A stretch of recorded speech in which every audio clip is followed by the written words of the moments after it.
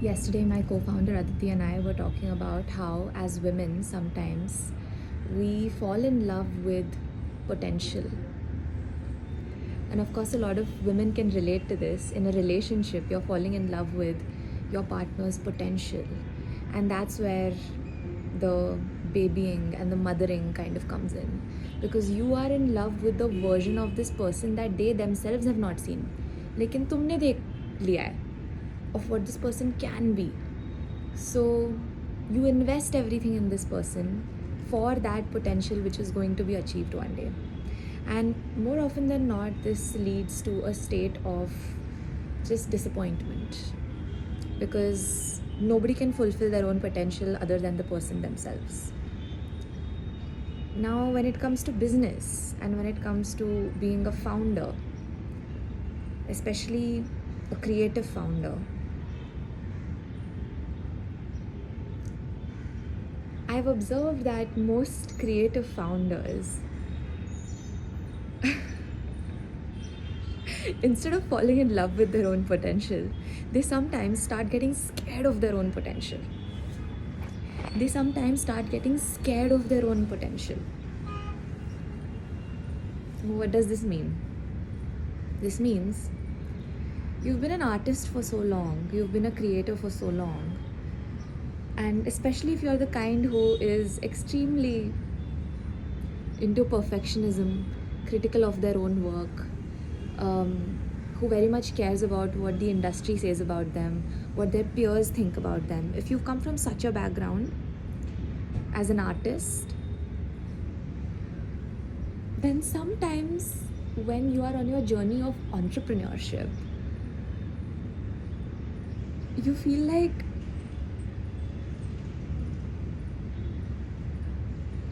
your potential is scaring you. Because in your mind, you have imagined this entire reality of what might be the outcomes if you actually set out to do all of the things that you can very naturally do. And then that reality sometimes feels slightly overwhelming. And then you're in a state of inactivity.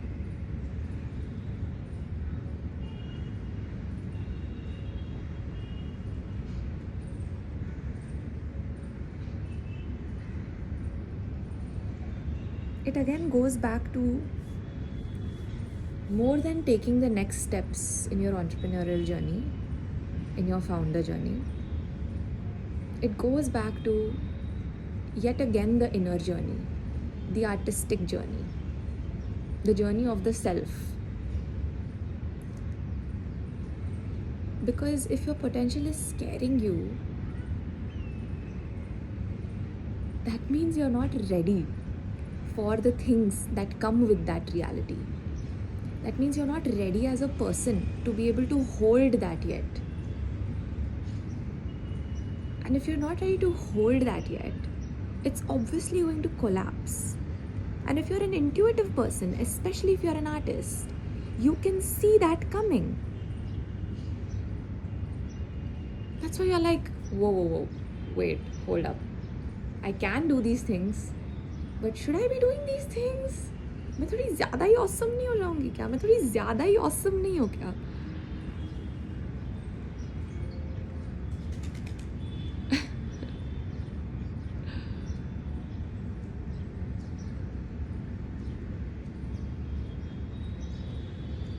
It goes back to taking care of yourself, reflecting, being with yourself more, understanding yet again what you're in for, why you're in this,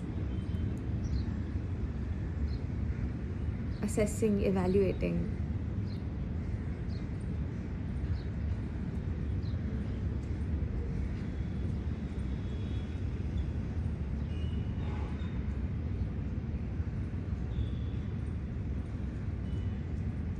You should fall in love with your own potential. But you should also become the person that you need, the person who is able,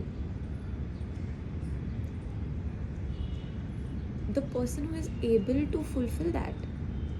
the person who is able to hold that. You need to become that person yourself.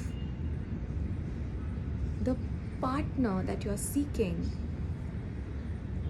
you need to become that person yourself. Varna, you'll keep seeking. Varna, you'll keep looking out for the perfect counterpart, when all you need is yourself. You need yourself to come out and stand up to the occasion of meeting yourself at the potential that you bring. You need to become a person who is capable enough of achieving your own dreams, rather than looking for a person who can help you achieve your dreams. What a time in the world we live in right now. I mean, the dependency on other people has completely reduced. Especially if your own inner compass is strong, if your own relationship with yourself is strong, you genuinely do not need help. You can do it all yourself. And for creative people, for artists, protecting your energy is extremely important, because only if you protect that energy is the great creations going to be formed. But interacting with people, jamming, having meetings and discussions, deliberations about explaining your vision and wanting to understand execution, these things cost energy. As an artist, as a creative person, these need to be protected by boundaries, by systems, by structures, but not ones that are available out there in the world, but ones that you create yourself, for yourself. You have to be your own manager. You have to be your own representative.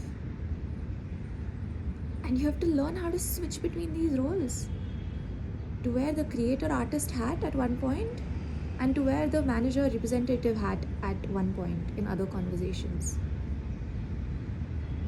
I've seen myself becoming extremely vulnerable whenever I meet a potential collaborator who is able to see even 1% of my vision. Because I'm like, okay, they're seeing 1% of my vision. That means clearly they get the whole thing. Clearly this person can help me. Clearly, yes. And then, as a woman, as an artist, my vulnerability latches onto them. And then this savior complex kind of comes in, that okay, this person gets it, this person is going to execute this now, this person is got it. Trusting very easily. Giving away too much too soon.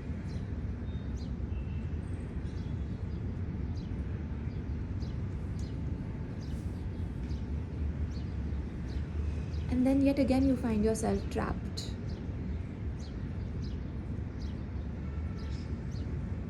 And boxed as a creator. A fencing around your creation and your energy is very important. But that fencing needs to come from yourself, not from anybody else. You need to know your boundaries better than anybody else.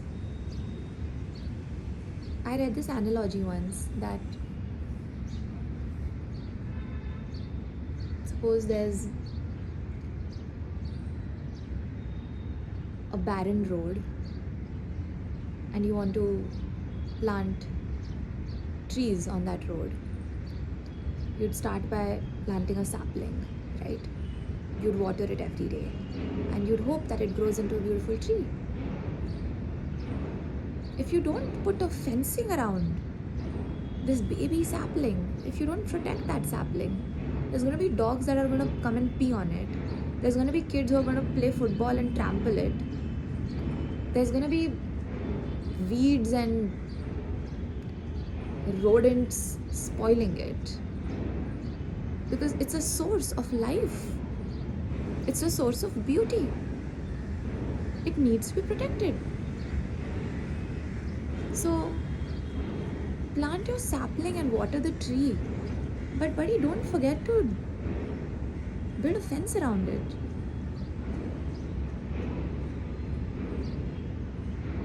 And I'm going one step ahead and saying that, especially if you're a woman and if you're an artist and a founder, that fencing needs to come from yourself. It does.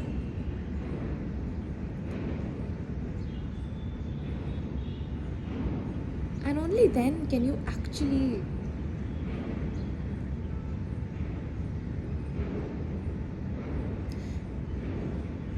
creating that fencing and creating that boundary and structure around your creation and yourself is a direct reflection and a direct validation of the fact that you believe in your own potential, of the fact that you believe in the fact that you can do this yourself and that you trust yourself more than anybody else. And that's exceptionally important. That's the difference between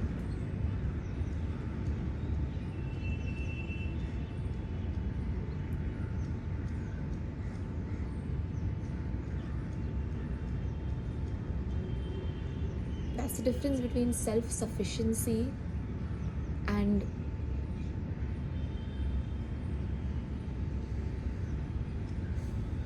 I don't know, just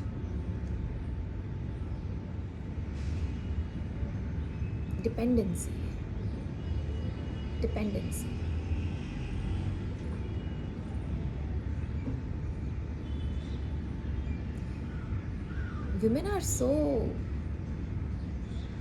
Women are naturally independent. Women are naturally multitaskers. We are naturally intuitive, exceptionally intelligent, wise. Yet society has hard-coded us and conditioned us to be dependent on other people for everything, from something physical to emotional. A direct correlation of that into business is you need somebody to do your taxes for you and filings for you and your registrations for you. You need somebody to set up a model for you. You need somebody to validate your ideas. You need somebody to say, yeah, that's good, go do it. Seeking permission, seeking validation, seeking stability from somebody outside of you, when you yourself have the ability to do all of it yourself in your way without taking shit from anyone. Nobody should tell you how to run your business. Nobody should tell you how to act. It needs to come from you. Isn't it? And especially in this day and age, when we are on the horizon of a world that's going to change. It is changing. It has changed. This reality that you know has changed. The entire intelligence of the world so far is on your fingertips. You can create a business with one touch. You can do anything, find out anything, create anything with a touch of a button. And you are looking for permission and you are seeking validation from people outside. You can comfortably sit within the boundary of your home, with the space of your loved ones, and create all the things that you wish existed without leaking your energy and your ideas and your creativity to people who don't quite understand it yet or don't quite understand you yet. So instead of wasting your time and energy and putting in all your frustration in getting people to in getting people to understand and validate your vision, why not just go and build it yourself? Why not create boundaries to protect that?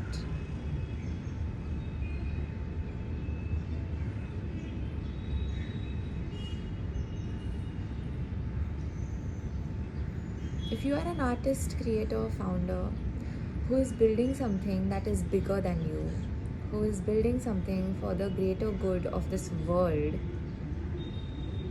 then doing this is extremely necessary. The right people will find you, and they won't dictate you. They won't impose their limited ideas on you. They will see the vision and they will merely be there to support it, to magnify it, and to bring it into existence because they believe in it too. And that will only come if you become magnetic and 100% sure of yourself, rather than using your Shakti to go and convince people to see the vision. Don't do that.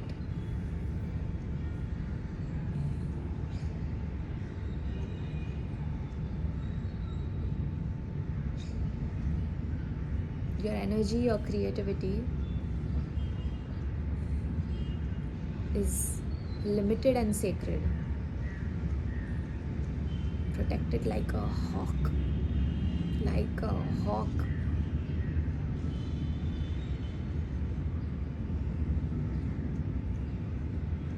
It might get lonely.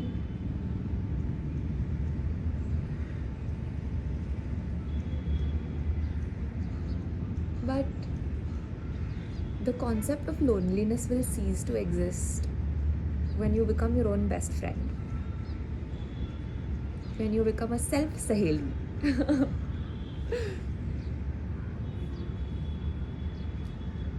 You can be your own base. You can be your own Aadhaar. You can be for yourself what you seek in a partner of any kind, personal or professional.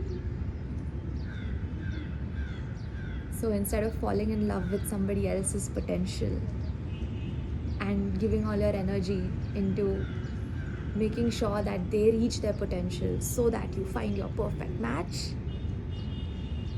start looking for it in yourself. All of the unfulfilled potential in here, start by fulfilling that. And you start that by becoming the person that you are looking for.